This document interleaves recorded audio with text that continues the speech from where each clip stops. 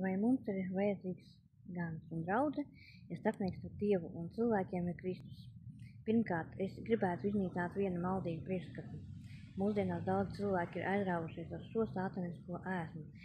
Viņi saka, starpnieks starp Dievu un cilvēkiem ir Jēzus Kristus. Tāpēc man nevajag baznīcu, man nevajag ticīgos, man nevajag kalpotājus, mācītājus, apustuļus.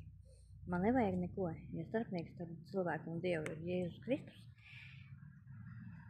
Bet Bībelē Jāņa 1. vēstulē nodaļai teiks, lai tiktu pie Dieva, vajag apvienoties ar Jēzu Kristu, bet jūs varat apvienoties ar Jēzu Kristu tikai ar apustuļiem, mācībām un kļūt par viņa draudzi ar baznīcu, tikai ar apustuļu mācību.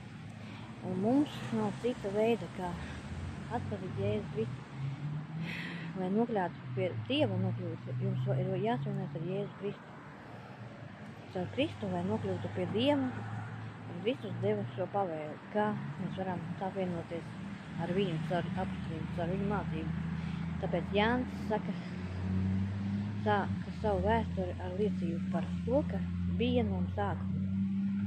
Ko mēs esam redzējuši ar savām acīm, ko mēs skatījām ar savām rokām, rīkojām dzīvības vārdu. Jo dzīvība ir parādījusies, mēs esam redzējuši un liecinām.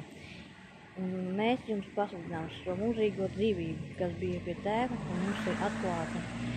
Ko mēs esam redzējuši un ko mēs esam dzirdējuši. Mēs jums pasludinām, lai jūs varētu sadraudzībā ar mums un mūsu sadraudzībā ar Tēvu un ja dēlu Jēzu Kristu apustuļiem.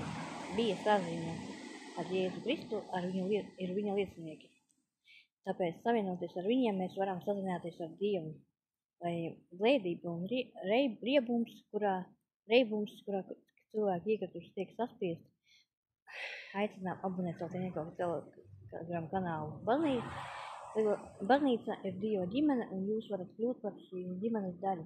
Rakstot mums, ko mēs apgūsim svēto apustuļu ticību, lai iepazītu Dievu un garīgi augstu, lai kungs jūs sargā. Āmen.